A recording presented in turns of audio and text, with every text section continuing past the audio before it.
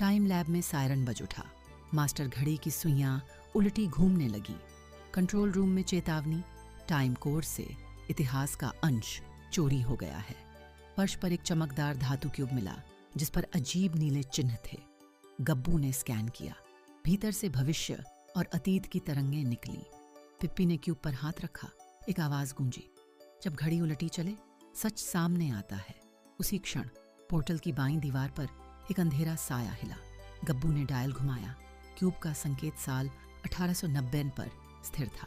पिप्पी बोली, केस शुरू हो चुका है। दोनों ने टाइम सूट पहना। गब्बू और पिप्पी ने हिम्मत से पोर्टल में छलांग लगा दी। अतीत की यात्रा शुरू हो चुकी थी। एक रहस्यमयी साहसिक कार्य।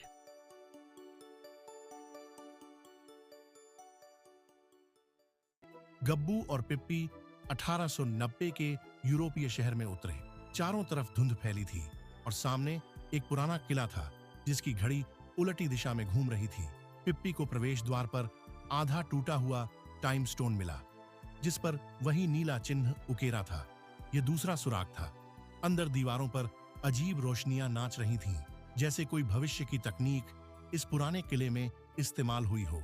अचानक एक दीवार अपने आप खिसक कर खुली और एक संकीर्ण रास्ता दिखाई दिया। रास्ते के आखिर में जमीन पर एक पुरानी जेब घड़ी पड़ी थी। उसकी सुई 12 से 29 पर अटकी थी।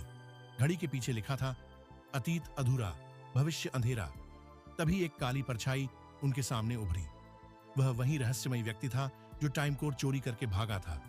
उसने मास्क पहना था और हाथ में चमकती छुरी, टाइम डैगर। वह बोला, तुम जितना पीछा करोगे समय उतना टूटेगा। एक चमक के साथ वह गायब हो गया, पर उसकी जगह जमीन पर एक मेटल चिप पड़ी थी जो 2085 की तकनीक जैसी लग रही थी। पिप्पी ने कहा, क्रोनो छलांग, अपराधी अब भविष्य में है। गब्बू ने पोर्टल सक्रिय किया और दोनों अगले युग में पहुंच गए, एक नए साहसिक कार्य की ओर।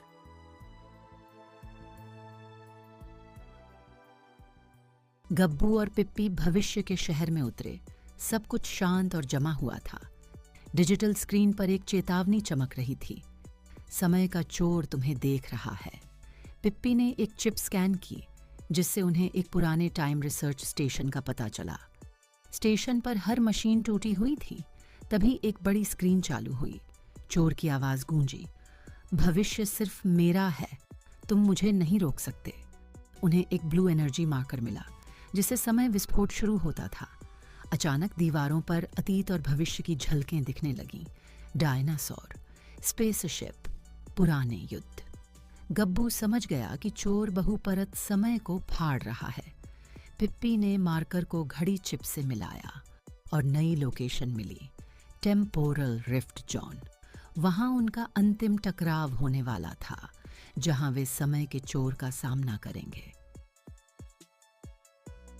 और पिप्पी एक ऐसी जगह पहुंचते हैं जहां समय की परतें हवा में तैर रही हैं। एक विशाल नीली खिड़की, टाइम गेट खुलने वाली है और अपराधी हंस रहा है। गब्बू को एहसास होता है कि अगर गेट खुला तो सारे युग एक दूसरे से टकरा जाएंगे। पिप्पी टाइम मैग्नेट छोड़ती है, लेकिन चोर उसे टाइम डैगर से काट देता है। चोर हंसते हुए कहता है, समय किसी का गुलाम नहीं। गब्बू को क्यूब, जेब घड़ी और चिप का संबंध समझ आता है, जो असली समय ताला है। तीनों चीजें सक्रिय होते ही उनसे नीली रोशनी निकलती है और एक प्रतीक बनता है। ताला खुलते ही टाइम गेट की शक्ति कम होने लगती है। अपराधी उन पर हमला करने दौड़ता है, लेकिन पिप्पी उसे टाइम वेक्टर से रोक देती है। गेट सिकुड़ता है और समय परतें वापस अपनी जगह लौट आती हैं। गेट बंद होते ही शहर, जंगल और भविष्य अपनी जगह पर लौट आए। अपराधी जमीन पर तड़प रहा था। उसका मास्क हटा और सामने आया टाइम लैब का पूर्व वैज्ञानिक डॉ क्रोनस। क्रोनस बड़बड़ाया, मैंने समय को चुराया नहीं, उसे मुक्त करना चाहा, पर उसकी योजना पूरे समय चक्र को नष्ट कर देती। गब्बू और पिप्पी ने समय ताला सक्रिय किया। उन्होंने उसे एक स्थिर टाइम लूप में कैद कर दिया, जहां वह किसी युग को नुकसान नहीं पहुंचा सकता था। टाइम लैब वापस पहुंचकर दोनों ने सारे सुराग एक बोर्ड पर लगाए। गब्बू बोला, हर सुराग सही समय पर मिला, तभी सच तक पहुंचे। पिप्पी हंसी, और हर गलती हमें गलत युग में फेंक सकती थी। तभी अलार्म फिर बज उठा। एक नई छेड़छाड़ दर्ज हो चुकी थी। गब्बू ने कहा, लगता है अगला टाइम केस शुरू हो रहा है, और दोनों फिर तैयार हो गए।